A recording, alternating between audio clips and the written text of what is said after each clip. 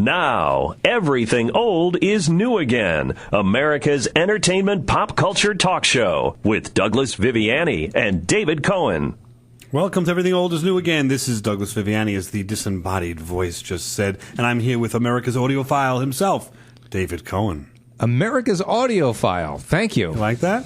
Don't even know what that means, but thank you. Well, you're into the audio. You're into the radio. It's something that the sounds are very interesting. And speaking of sounds, that disembodied voice has been introducing us for 87 shows so far. Wow. And this week we celebrate the new year by examining the past year. Yay. And our radio show. We look at the mystery of what is America's entertainment pop culture radio show. Everything old is new again. Does that sound red? Did I sound like I read that? Does that sound red? No, it sounds like it's real, totally right? off the cuff. Yeah, exactly. And it was. Well, thank you. You were looking at me as you were saying it, Correct. so I know that. Correct. We're a unique radio show, by the way. Oh, now you're reading. But we're trying to bring something fun and different to the radio, to bring something, widen the horizons of radio, no? Absolutely. And all it means, we do take some chances. Take a lot of chances. And we do different things with the medium of radio. It's true. Some of them work out really well, and some of them really don't work Correct. out well. That's exactly right. We're going to explore any of the ones. We're going to explore that. You could kind of take a chances when we do the show, but also those of you who are listening, take your chances, because you kind of don't know really where we're going to go a lot. I think that might be some of the fun of it. And by the way, I wish you'd tell us where we're going to go with this, because we need help. Well, this week we're going to seek the approval and try to get an A for effort for our nice try at actually trying to do something different that may or may not have worked. Does that make any sense? Is that a hint? So we'll try. Some people pushing the envelope and kind of rolling the dice and see where it went, and we're going to find out. Exactly. And the first thing is the beginning of our show. That disembodied voice you just heard. Let me play. You just heard the new one. Here's the old one. Now, everything old is new again. America's entertainment pop culture talk show with Douglas Viviani and David Cohen. Now, that's Viviani. The new one that you'll hear in the beginning of the shows now is Viviani. So they got it right this time. But I don't know. I've said Viviani my whole life, but hearing Viviani, that disembodied voice, whoever that is, say Viviani, which I think Viviani sounds better. Do you? Yeah, I'm not sure. Can we play the new one? We have played it already, but let's see what this is like. This is Everything Old is New Again, America's entertainment pop culture talk show with Douglas Viviani and David Cohen. Right, that might be the next door neighbor that I would not want to be living next to more than anyone else. That disembodied voice. He calls you Viviani, so I've had that through my life. That's all right. I don't really mind. You don't mind that? Much. No, that's okay. All right, David Kahn. Just so you know, the disembodied voice introduced us tonight. No, I know. With the correct, with Viviani. Right, but listeners might not have been tuning into that. I wasn't prepared, so I have to kind of So you can't pull up that clip? No, I can't. 1 year, no progress. All right. But I would like to have a little discussion about the disembodied voice himself. Do we ever want to really find out who that is? I don't know. Let's listen to a clip on our pirate show we talked about a little bit. And mark well me words, mateys. Dead men tell no tales. Why couldn't we have that voice introduce our show instead of the voice we heard? The disembodied. It's so much better to have a pirate introduce the show, don't you think? Everything old is new again. I'd rather hear it. Yeah, keep your ready hands inside the ship. You really hate that disembodied voice. I never liked a disembodied voice. I think I've never hidden my disdain. But where did we get the term? It's definitely from you. Called you originally the first. I said disembodied first. That's you. Oh, that's my term. That was totally you. All right, then I'll take credit for it. I was going to give you credit because I kind of like that phrase, the disembodied voice. Oh, no. It sounds like a Twilight Zone episode. Return to us. Even that would be better. Disembodied voice. Even an ominous introduction to the show would be better. And now, Douglas Viviani. Well, we did explore this on the Ghost Show. It's sort of where we're going there. Let's hear the Ghost disembodied voice. This house is really bad. The house is bad. You know who told him to do it? That voice, the one who introduces us, apparently. Now, You will kill your family on Everything Old is New Again. From the disembodied voice. Someday we'll find out. We'll put a name to that voice. Maybe we shouldn't, though, actually. It should just remain the Nameless? disembodied voice. The Yes. disembodied voice? Yes. EV. Unless we get an EVP. Sorry, what am I saying? DV. Well, Disembodied voice, Douglas Viviani. it could be. Oh, wow. That's a ghost story right there. Or it could be a ventriloquist ghost story. It could be very wow. interesting. Where I I'm just sitting gotta- here and not even moving my lips, but meanwhile you hear that voice. I just got to chill up my spine. Because we're talking about ghosts. No, I think they turned the air on. And that, of course, is from Funny. our ghost show. And we like to have fun with the disembodied voice. I just hope someday that disembodied voice, which has got to be a real person, because, again, they changed the pronunciation of my name. I just missed it. Sorry. That's why I'm All right, kinda- but they just trust me. I'm they did. jonesing to hear it again, but that's okay. I believe I you. don't have it. So, You've made that very clear. Yeah, sorry. I'll stop harping on it.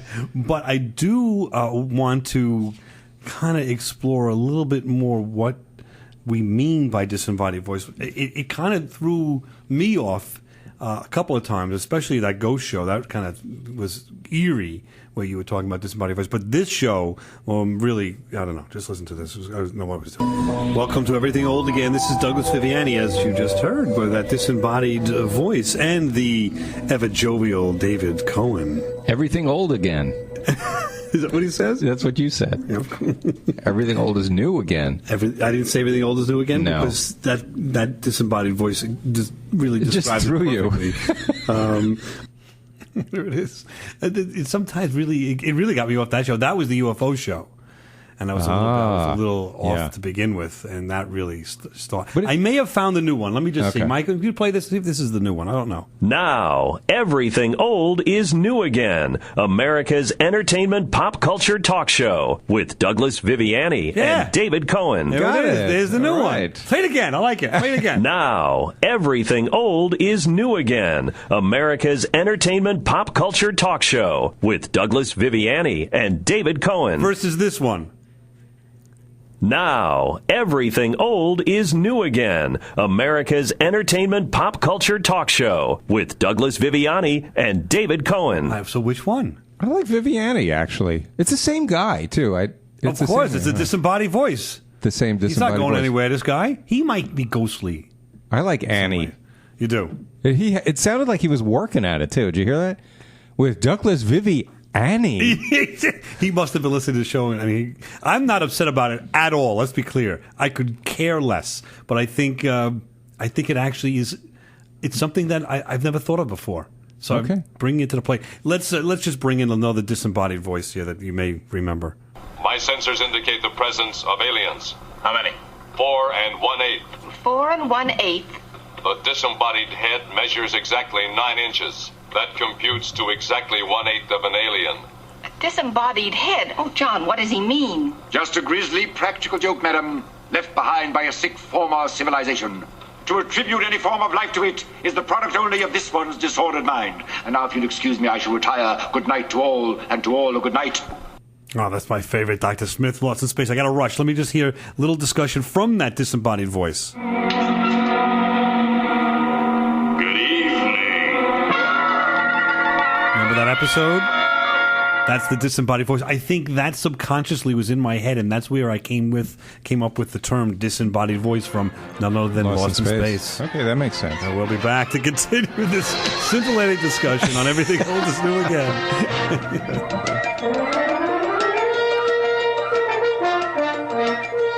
There it is. That's season 3 theme from Lost in Space. I'm a big fan of that. That's John Williams from Spielberg fame. He did all those Spielberg movies. We did a show about all that, the composers and the best TV and movie theme songs. Remember that? Right, sure. So that's where he came from. So you're saying the disembodied voice is we've talked about it enough? You think we'll have anything else to say about it when we return? I'd say we talked about it too much, but yeah. Can you believe I pulled up 5 clips of us actually talking about the disembodied voice? Yeah, but they were funny, though. Those are entertaining. But the disembodied voice itself is, yeah. I guess we have to live with it. There's just, I mean, he gave in. He's calling you Viviani. Now, what are you going to do now? Are you going to go with the Ani or the Annie? Viviani will go with for quite a while. Okay. We'll see. But I think at some point in time, since that disembodied voice is listening to the show, they may, I don't know, we may get Got to have him on. Yeah. Why can't we have him on the show? That's a good point. Maybe I'll have to find out where I have to have a seance first. Find out where the disembodied voice is coming from, and see if we can have the disembodied voice call into our show. But what would you ask him? We've covered everything. I mean, he says one sentence. That's true. Who really cares about him, right? I mean, no, I care about him a lot, but no, I'm serious. I don't care. You don't? Yeah. I mean, yeah, it would be good to have him come on and say who he is, find out a little bit about him, and not an entire show. I think it ruins the ambiance, though. Once you find out, like Wizard of Oz, you find out that the wizard is... Pay no attention to the disembodied voice. Right. Behind the curtain. Well, I was juxtaposing the old and new. It's what we do when everything old is new again. It's what we do. I love the Lost in Space theme. Do you? Find out when we return. But also, write us at Old New Again at AOL.com. It's Old New Again at AOL.com. You're listening to Everything Old is New Again, America's entertainment pop culture talk show with Douglas Viviani and David Cohen. Great one. Wake me up when this is over. What do you counter with? What's your counter? The Americans. This isn't the Americans. What did you do?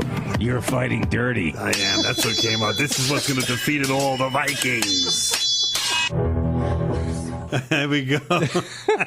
That was two things. First of all, they did play that song on the show, The Americans. But it is not the theme song to The Americans, and we were talking about theme songs. Also, the disembodied voice, the return we just heard, it's Ani. Yeah, well, no, you'll see. They'll change it to Annie. That one they'll change too? The network too? changes it. Yeah, that's okay. Yeah. All right. Behind the scenes, a little discussion there. It'll be Viviani. And it's in front of the scenes now. We're out of stuff to talk about. Confuse people. Go on. Turn the radio back on. We're back to talk about Everything Old is New Again and our bloopers. If you couldn't tell, that first one was the sword fight from the best TV theme song drama.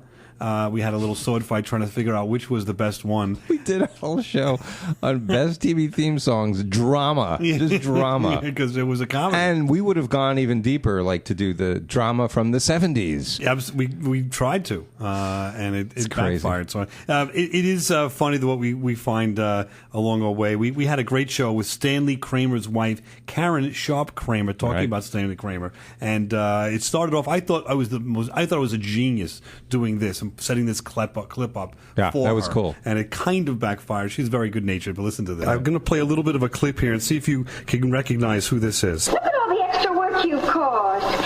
Aren't you ashamed? Tell you the truth, Sally? No. Karen, any ideas? I don't. Wow. Okay. This will be interesting. Well, of course, that's Lou Costello. Oh, Lou Costello. Oh. You know how old I was when I did that? 19. About 19. You did do your homework. I did. You were so right. Yes. I mean, I love when celebrities say, I'm so right. That's the first thing. But really what was happening there is, unfortunately, she didn't recognize her own voice acting with Lou Costello. Yeah. And it started the interview. She was wonderful, and she was very gregarious and very nice. But she did appreciate the effort, though. She definitely did. Yeah, I just wish I should have told her ahead. I just thought that I'd throw it at her. But in fairness, that was like 65 years ago. Like, how do you... I don't want to place her age, but that was in the 50s, that clip from his TV show. So, like, how do I expect her to remember, like, a couple of lines she did once? Right. That's true. But I thought she was fascinating because she talked to us a little bit about Abbott Costello. Yes. And Milton Berle. And she had some real stories because she was there behind the scenes with all of these people. So she was so fun. And if you haven't heard that show, you'll get a kick out of that. What you may not get a kick out of it. I don't know. We'll see. We had the game show, and it started a little awry. I think it turned out beautifully in the end, but this is how we started. Oh, wow. I am really disappointed. That is Kung Fu. You remember Kung Fu, anybody? Of course, with David Carradine. I'm a little off my game because I've never seen a game show host where no one has ever answered the questions. This is All like right, we'll be back pyramid. right after this. This is a disaster. This is a disaster. I feel so bad. Are you mad This at whole me? show is a disaster. No. But I thought you were going to make like the Brady Bunch, the Partridge Family. And that was our friend Loretta, a fan that called in and wanted to be on the show. And you hear at the end, she goes, "Are you mad at me? Are you mad at me?" She didn't know the answers. That was the first, just to set it up, that was the first of 4 sections of the show, and it got so much better. But the first 4 or 5 clips that I tried to do, it fell on its face. Right. We were a little nervous, like, are we going to be able to answer any of these questions over the next hour? But it did. It was a lot of fun in the end. Yeah, there was a little bit of a mutiny there that went on, if you heard yes, that. I had to a lot try of to fun. It defend was myself. fun. But Loretta was great fun. We'll have her and others back. Again, there's an example of if you're in the neighborhood and you want to drop by and visit us with a purpose, email us at oldnewagain@aol.com, and we'll respond. Because we're looking for a purpose. Any purpose you have, we'll take it. She had a blast. And then we went to the Doctor Who convention, if you remember this. Oh, sure. And that was a lot of fun I had with Wendy Padbury, and we talked about this for quite a while. Let's hear Wendy Padbury, what she has to say about the new actors. Have you seen the difference in the doctors and interpretations, and is there one that catches your fancy, as you would say? Well, you do a really good job. You even try to ingratiate yourself with that British culture by, I think you said, which Doctor Who do you fancy? And then you said, as you would say. That was, as I was coming out of my mouth, I wanted to grab it back. As you would say. What does that mean? But I was trying to. But do you fancy? When do you ever use the word fancy? I'll tell you what I should have said there is, if you will. But because that's one of my sayings on the show that I can't stand anymore, I tried to replace it with as you would say, and it was totally inappropriate. Ooh. That was me falling over the microphone because I just am stumbling and bumbling here. Right. Trying to defend but you myself. kind of fancied the whole convention, from what I can gather. And how did I even come to that? Like, it's kind of like, am I making fun? I know, is that making fun of like her accent or her culture by saying, as you would say, fancy?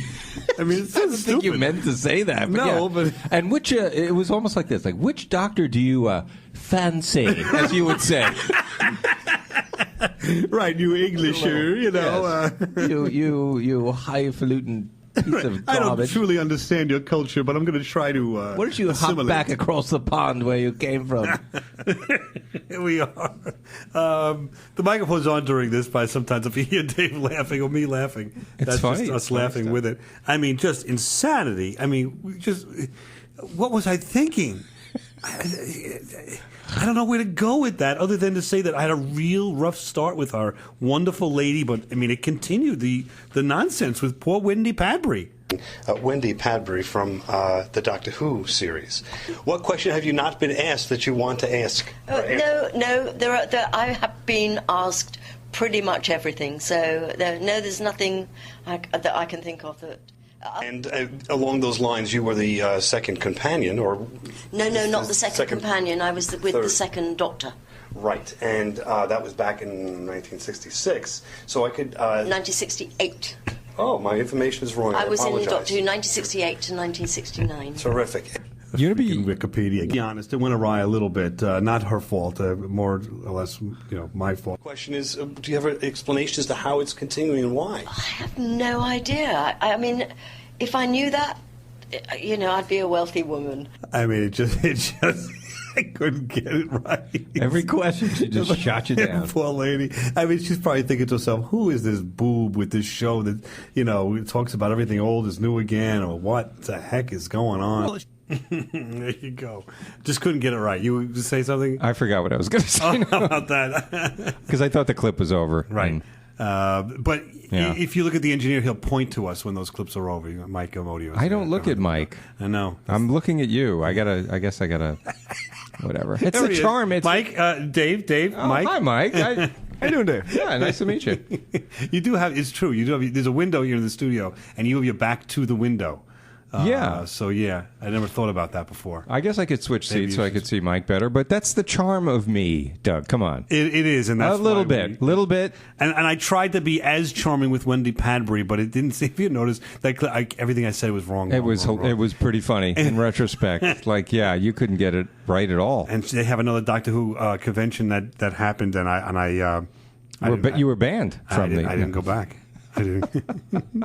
I was too embarrassed. No, I shouldn't say that. It's a terrific convention. We did 2 shows on it. But no, I didn't go back because we recorded during the same time as that show. And the Barbecue Guy was not going to come back to host the show because he is a big Doctor Who fan. I don't know if you knew that. I did not know that. Yeah, we may hear from him next show. In fact, you will hear from Barbecue Guy. If you haven't heard from him in the past, look at shows such as the Barbecue that we had, and there were others that he makes an appearance on everythingoldisnewagain.biz. Speaking of making an appearance, we make an appearance now on WSDR 1240 AM in Sterling, Illinois, every Saturday at 2 o'clock. We're extremely ecstatic and happy to announce that we have been added to their lineup. This is a radio station that's been on the air since 1949. Wow. Yeah, wow. It's tremendous. It's the Sterling is the hardware capital of the world. Did you know that? I did not know that. I know that that's associated. They've got some steel industry. Steel there. Steel and manufacturing. They're known for. And they also have a morning show with a 30-year veteran. His gentleman's name is Brian Z. I can't pronounce the last name. I don't want to sound like a boob. Not knowing that, so I don't want to offend anybody. I think 30 years is an amazing run. Absolutely, wow. Tremendous show. We'll be right back. Everything old is new again.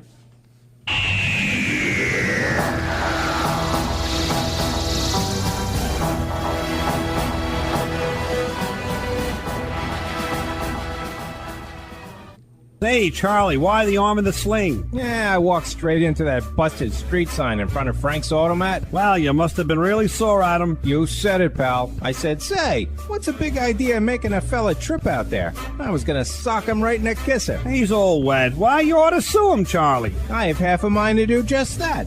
But where am I going to get that kind of dough? Say, I know a fella just got me out of a big jam, and he didn't break the bank. You don't say. Yeah, the law office of Douglas Viviani. The law office of Douglas Viviani? That's right, the law office of Douglas Viviani. Viviani. That's what I said, Viviani. He a straight shooter? He's a cat's meow. He's on the up and up? Doug's ace is with me. Is that so? He's a bee's bees. Well, that's just swell. You have his number? You can call him at 631-681-1910 or email him at vivianilaw.com. Wait, what was that last part? What, email? Yeah, what's email? vivianilaw.com. Now, back to America's entertainment pop culture talk show. Everything old is new again with Douglas Viviani and David Cohen. Enough for 10 museums. The loot of the world. This is welcome to Everything Old is New Again, Dave. That voice mixes me up. Why don't you do that voice and introduce us? That just sounded like that Welcome to Everything Old is New Again with Douglas Viviani and David Cohen as they delve into the world of movies you have never seen but should. There you go. That was my impersonation of Bradford. That's our first. I think the first appearance of Bradford Wells, who is now the announcer for Never Too Late, the TV show that we do. Well, just to be clear, that was my impersonation of Bradford. Correct. Bradford, we are not the same person. No, that was the first time you... Right, exactly. That he appeared... Imitated him. That I imitated him, and afterwards we actually got the real Bradford. Yes. Wow, that was a waste of 15 seconds. Yes. Sorry. Okay, Through go. the year, we've had a myriad of guests, though. Let's hear from a few who visited with us and had fun with, or I don't know, did we have fun with them? Let's see. The question. Yeah. All right. Is that what it takes to be a big star, to just take your shirt off? You know what I like about the Lincoln, though, Doug? It takes me back to my past, and I'm trying to relate to what you're saying. I really am. You're a very deep individual, apparently. I'm very deep. Yeah. Did you know that there's a button on the dashboard, if I just push the button, the car goes in reverse. Right in reverse. It parks itself, I think. And it parks itself. Yeah, okay. Not seen any of the new commercials. They're not letting me talk anymore. Gee, I wonder why they do that. I'm very disappointed, actually.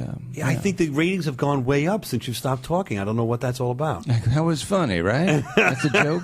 That's funny, Dad. The audience didn't think so. I don't hear them laughing.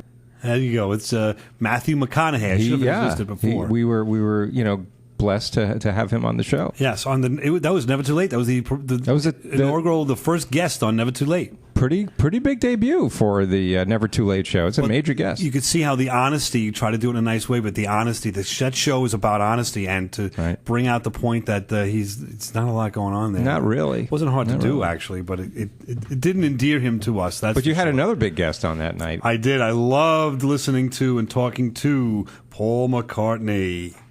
Ladies and gentlemen, Paul McCartney. Very nice to meet you, Paul. Hello, Doug.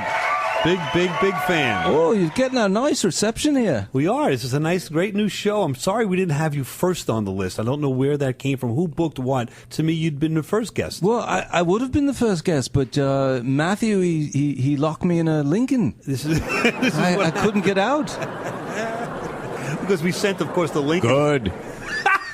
He's a bit of an odd bird, I'd say. He sure is. I'll tell you. that was okay. Paul McCartney, not too bad. And Bradford with the good, Wells, very well timed. Known for that. I think would be his catchphrase.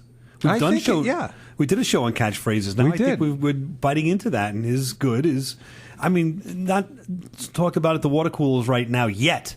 But in the future, there might be people that say "good." It's going to catch fire pretty soon. Yeah, you'll be online at Disney and you'll hear somebody talking. 45 more minutes till you go see the Hall of Presidents. Good. But he uses it in a great way because when the host, you, Douglas Viviani, he does it when you're doing your monologue to dead silence, to crickets. Nobody's laughing, and then he comes at the good. It's just perfect. It gives you the sign of, the audience. By the way, guys, that was good. Go on, jump on board. All right, let's see. Something was really good, in quotes, was our visit with Captain Balzac. What was grog all about on the ships? I'm just reading the notes here, Dougie. Grog, let me see what grog was. No, because, look, we drank whiskey, we drank anything that we can get. I thought you drank grog, which was lime juice and water and rum, which is pretty much my drink during college these days. You never went to college. But that was a blend so that they didn't get any scurvy, right? Grog was whatever we could put together, slap together, you know what I mean? What was the ship that Sir Francis Drake was on? The Golden Hind. Nice. Okay. And he was a privateer. That was a misspelling, Dougie. Oh. Isn't it the Golden Hand? I think it's the Hind. No, it's the Hind. All right. Unless Wikipedia has it misspelled, it's possible. There we go. Now, that was an interview that went astray where the host was correct and knew about the Hind. And Captain Balzac was wrong. Yeah. It was the Hind. And he couldn't get that drink. We went through, there were notes and things, and sometimes Well, to his credit, Captain Balzac never really had a formal education, being a pirate, so he did the best he could. So he couldn't read, is what you're saying? He couldn't read. Oh, okay. But look, it was right in front of him there. I was reading right from the notes. His eyesight, think about how old he is. He's hundreds of years old. I think that Captain Balzac should be given another chance to come back on the show. I don't know how popular he was, but I'm open to it. I'm open to it. If you want to hear Captain Balzac, come on back, and you've got to send me a note and give me a little, as the audience, give me a little inspiration. Yeah, there's no chance of that happening. And that's old new again at AOL.com. Old new again at AOL.com. And how about Julia Child, the Halloween show? I have a tape here of Julia Child. Remember her, a chef from back in the day, and she's giving us a nice Halloween recipe. Take the apples and you roll the apple in the sticky sugar syrup. Just roll it back and forth. There you go. Very nice. Sometimes you can also roll them in the nuts. I have these chopped nuts over here. Just roll them through the nuts and you'll have a beautiful candy apple delight. There you go. Now, that was from a Halloween show, a classic show. That was terrific. And it was impressive that Julia Child was here, being that... No, she wasn't here. She was on tape, if you remember, from England. Oh, that was an old tape, yes, right? An old tape, right. An old it show. sounded like she was actually here. It did sound. We have great quality, great quality. We have good production crew. Mike Modio's back there cleaning up all these old... hacky bits. Yeah. Yes, exactly. And and I don't know. Julia Child was a lot of fun. We would love to have her back on, but maybe mixed with Barbecue Guy. But she's passed away, so it's not going to work. We need to find someone. We can make it happen, alive. Doug. This is a magical show. I think we can get her. Let me work on it. All right, we'll see what we can do. And then some of these things go awry. They do nice, things are going well here. You see, and you get an interview, though, like the same Halloween show with Mephisto himself. Listen to what we did there. So, Mephisto, you want to, the explanation is of a jack-o'-lantern. And just for the idiots like myself, Mephisto being the devil, because he's right here. So, correct. Yes, I didn't know that was another. Sorry, Mephisto, I didn't know that. Please. Fine. En route home after a night's drinking, Jack encounters me, and I trick him into climbing a tree, because I really have nothing else to do, and figured it would be quite fun. How do you not know who Mephisto is? That's the only question I have. Well, I know they're shoes, aren't they? Mephisto? No, but I never heard it, honestly. So how many names for the devil do you know? I mean, there's Mephisto, there's the devil, Lucifer. Beelzebub. That's about it. Satan. All right, Satan, Lord of Darkness. Is that one, maybe? Prince of Darkness. No, that's Dracula. That's Ozzy Osbourne. Here you go. But I mean, I don't know how you get involved with a Halloween show, and then I never heard the word. Right as shoot me. What do you want? I never heard. The guy pops into our studio right here with the horns and everything, and you don't know who he is. I knew who he was. I didn't know that was one of his, aliases. All right. Well, it was kind of bizarre not to know who Mephisto was, but I understand. Listen. Happens. We don't. My religion, we don't believe in hell, or so. Give me a. But he's in pop culture. You see, he was in the Twilight Zone. He's in a lot of stuff. Yeah, I know. All right. Well, it's okay. It's okay not to know, and that would actually be a good thing not to know Mephisto. So we're having a great time here. Everything all this new again, pointing out our foibles.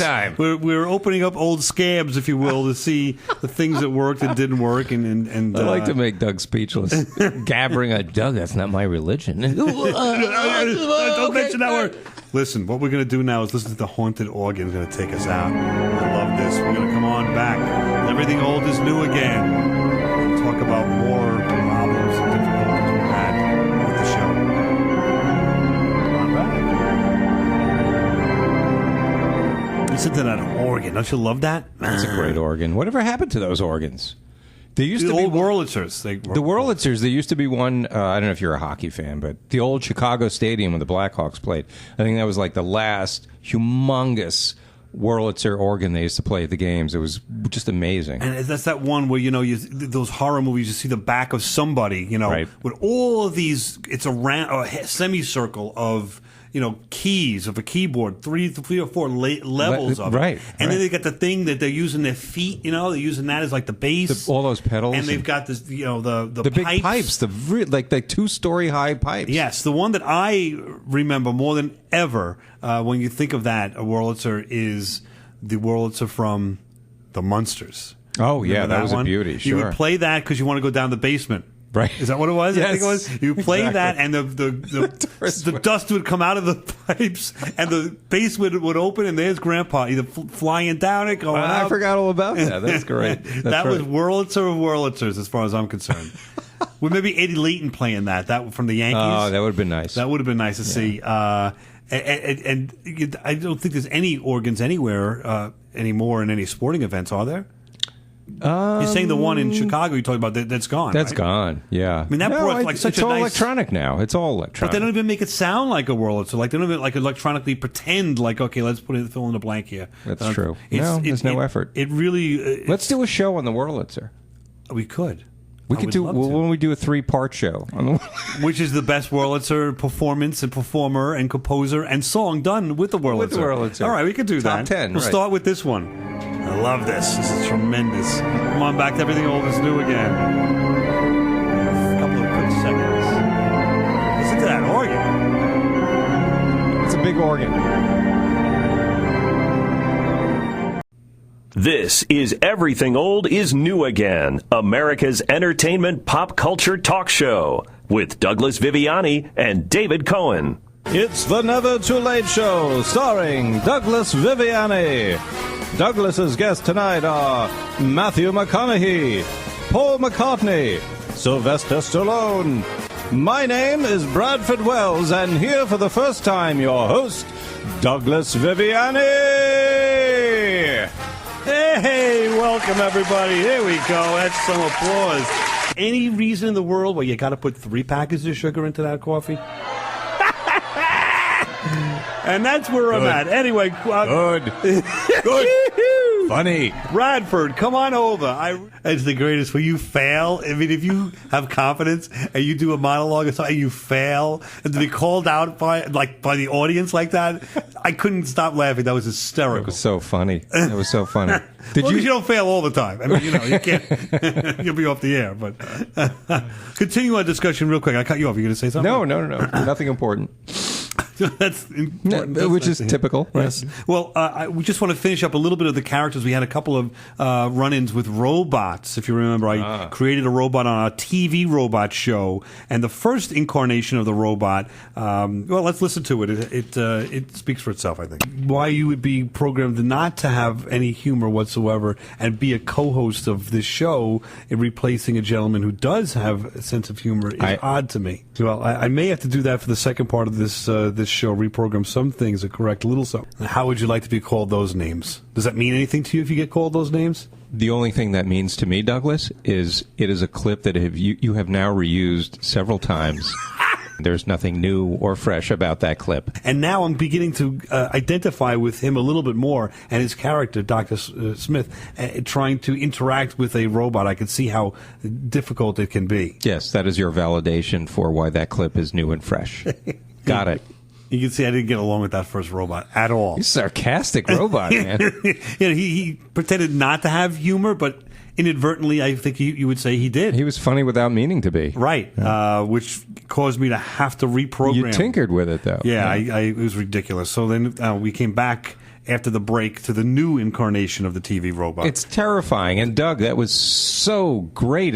Just a perfect robot, if you will. I like that saying. Yeah, if you will. Program that into you, yes. If you will. That is so logical, first, let me say. Really? And what was the question? See, I also programmed to have the same attributes as Dave did. So there are times that I'll say something and you just really didn't listen to the preface to it at all. So I'm led happy to the wrong answer. To be pleasing you, Doug. Dr. Smith. So isn't it interesting how he hated robots and then became a robot himself on Battlestar Galactica? I'm fascinated by how you continue to make these ironic connections. No one else can do it like you do, Doug. Thank you very much. I appreciate that. Now, see, that robot, I wouldn't mind co-hosting at any time. Right. Oh, boy. He loved you. No doubt. If you're looking for that or any of our past shows, you can find them at Everything Old Is New Again .biz. Everything Old Is New Again .biz. Good robot. As per William Shatner, maybe.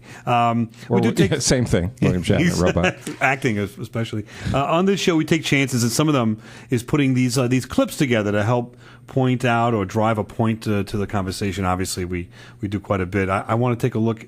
We did the movie robots show. Of course, we can't just do one robot show. We have to do TV and movies. Listen to our discussion of Dr. Smith versus the Star Wars phenomenon. Though with you around, I never feel entirely secure.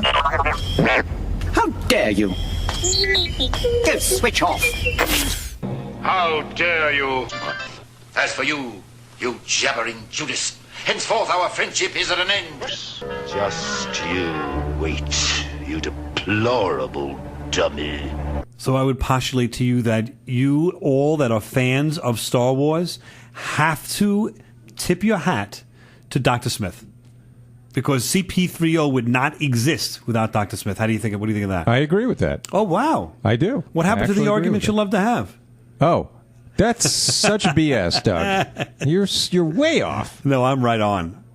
That's not really much of an argument, is it? Let's hear a little something about... It's more of a contradiction. Yes. Monty Python. All right, never mind. Yeah. We have to do a show about them. We haven't. Wow, we haven't. Yeah, we will. British humor. Yes. We had the first exclusive clip of the new upcoming movie, Superman versus Batman. We did. Holy one-track bat computer mind. Caesar's ghost, are you going to wear that outfit into the jungle? Holy understatements, Batman. Holy anagrams. What's the answer? Thanks, Chief. Don't call me Chief. And is your name Kent? No, sir. My name's Jimmy Olsen, Chief. Don't call me Chief. Holy contributing to the delinquency of minors. I guess you don't type as fast as you used to, huh, Chief? Maybe not as fast, but just as good. And don't call me Chief. Oh, there's the boy I want to see, Olsen. Yes, Chief? Don't call me Chief. Holy known, unknown flying objects. Holy catastrophe. Holy astringent plum-like fruit. Exactly, Robin. Wait till they get a load of me. Little peek into the sequel there at the end. We did that on our comic book movies show, talking about Ant-Man and Flash and all that. Right. Could these lesser characters compete with the huge blockbuster movies, you know? Yeah, that was a good show. I thought it was a enjoyed great show. doing it. That really wasn't a clip, of course. Of the, No. I don't know if you realize. It wasn't the official trailer. No, it's my view. But you know, at some of these clips you're playing, didn't they make it onto also last year's clip show? No, Year in review? never. Are you kidding? Sometimes so. you do something, you want to be proud of it. You want to. No, because maybe I use it on 2 shows, is what you Yeah, maybe. say. And now I've used it on the 3rd show. Right. I've used this one a lot too.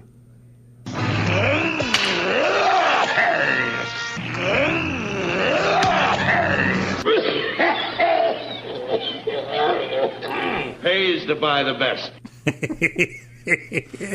Now, of course, that's Bobby Clark, who we met and interviewed. He was the person underneath the Gorn in the original Star Trek with that green scaled monster, like a lizardish monster that had a battle with Captain Kirk. Who you correctly pointed out was heavily influenced by Jackie Gleason on The Honeymooners. Exactly. There's this pop culture, everything old is new again. Even if it was the 60s, they were looking back to the 50s. Right. And how is this Gorn going to sound? Well, how about like Jackie Gleason that's coughing? I love it. Let's hear it. Mike, got to do that again. I don't know why. I love it. Listen to this.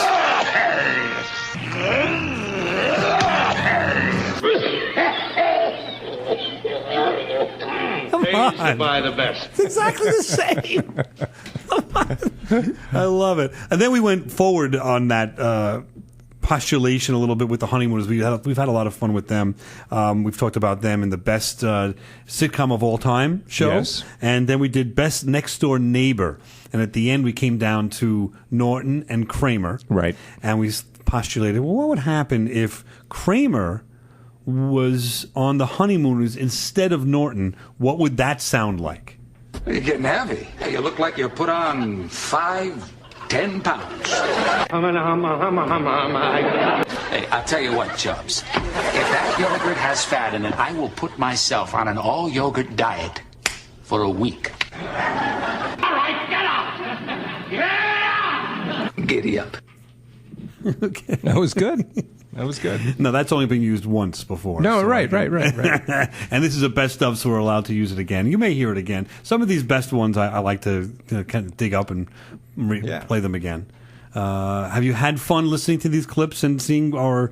We didn't always do foibles. We did some bloopers and things, but this show we also expanded into these clips and things. Do you like the clips? Is it something that, I don't know, is... I think you do a great job in terms of just like what we just heard, that the last 2 or 3. Just juxtaposing the characters against each other. It's really good stuff. I like it. Excellent. I think it's a mainstay. Yet to go. So I'd love to hear that theme, though. That's wonderful. Listen to it. Just keeps on playing. With the stars. Do it. Aunt Connie, Jackie Gleason, Audrey Meadows, and Joyce Randolph. Now, Joyce Randolph is still alive. Get her. Let's get her on the show. I would love to. How what do I else get is she in touch doing with these people? Shouldn't they be listening to us? And I say, Joyce Randolph, please call us or your representatives. We'd love to have you in on the show. That would be the so greatest thing cool. ever. Yeah. I love it. Isn't she on the internet or the I'll interweb? have to look at and I've sent, by the way, through the internet in different ways to a number of people, and they don't respond all the time. Sometimes they do, but not all the time. And I don't know. I would love, man, imagine the stories Joyce Randolph has. I think she's like 90, but we would send a limo to get her. Well, I would drive her back. Absolutely. The limo would be driven by me, and it would be my 19 Prius. But still, she'd sit in the back seat.